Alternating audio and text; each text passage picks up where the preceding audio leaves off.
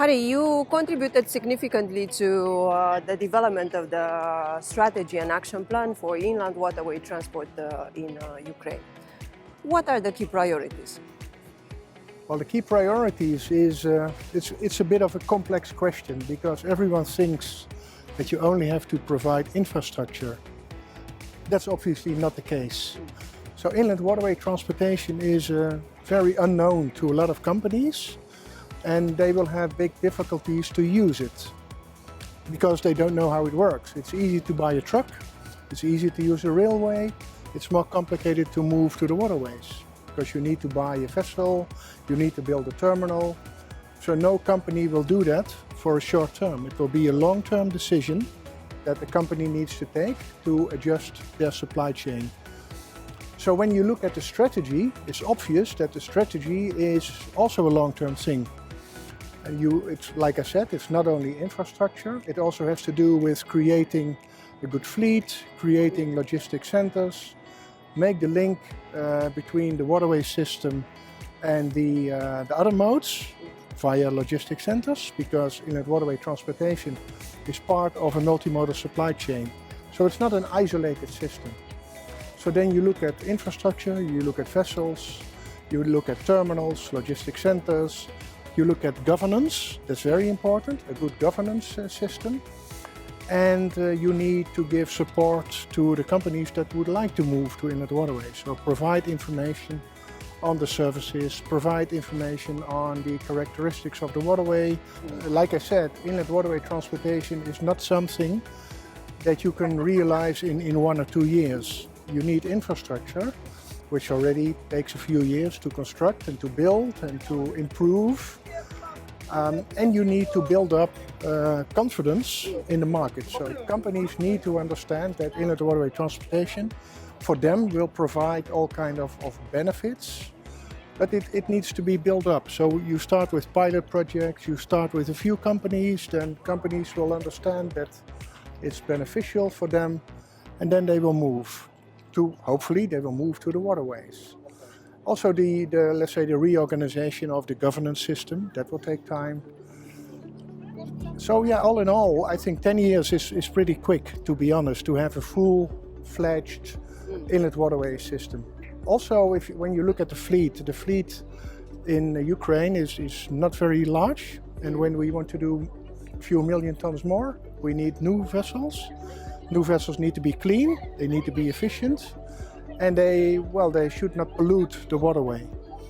And that also takes time. It's, like I said, a new vessel will cost quite a lot of money, and also that needs to be arranged. Also in the field of financing, there are different options. Of course, it would be the easiest if there would be a lot of money available in the state budget, which is not the case.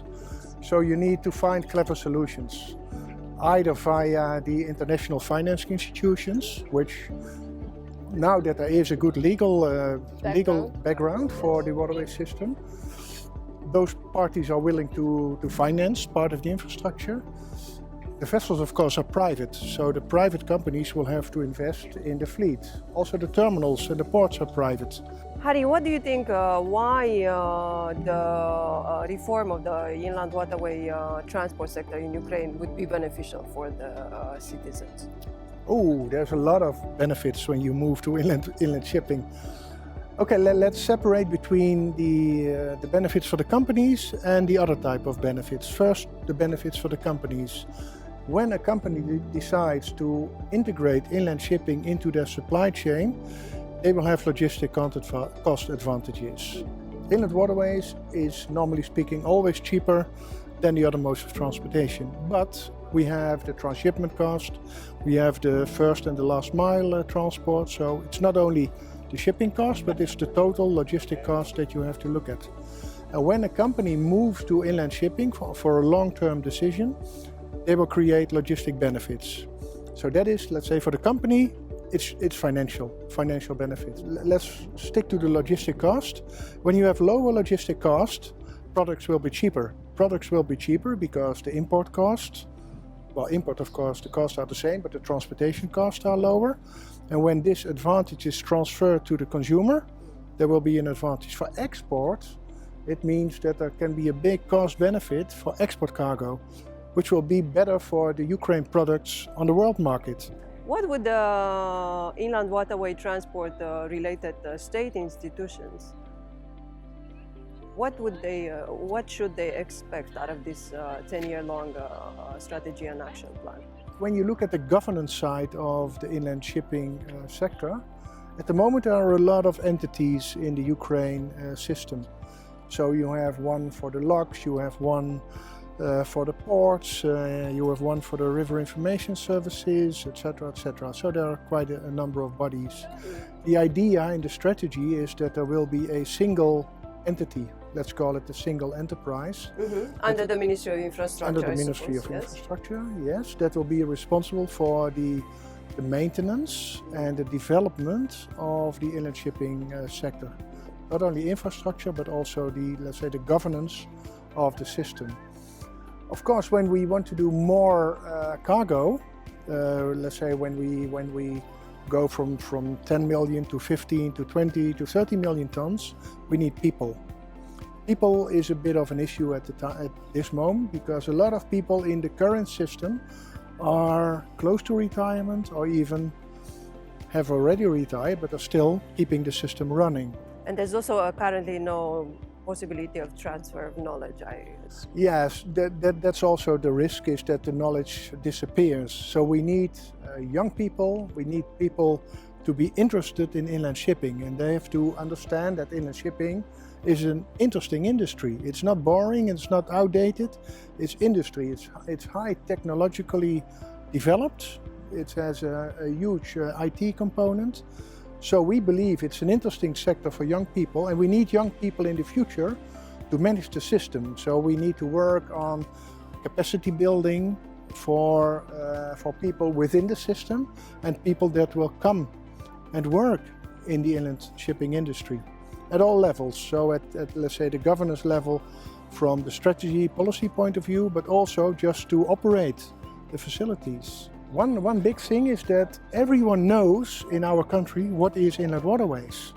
Everyone knows that inland waterways is there and that it's important, which is a bit different from Ukraine. So this awareness, building awareness on the, let's say, all the aspects of inland shipping, that's another thing that you can learn. So we have, for example, promotional agencies that promote inland waterway transportation throughout all the different ages. It starts already at the primary schools, where young children get comic books with inland ships, or they have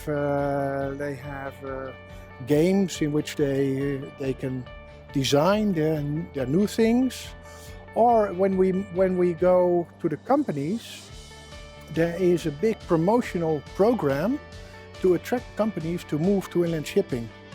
So it's not a thing that happens by itself. So there are people, we call them logistic advisors, that work for this, let's say, single enterprise or the water manager, and they actually visit companies to explain them about the advantages of the waterways and what their company could benefit. Yeah? So the whole awareness building and promotion starts from a really young age.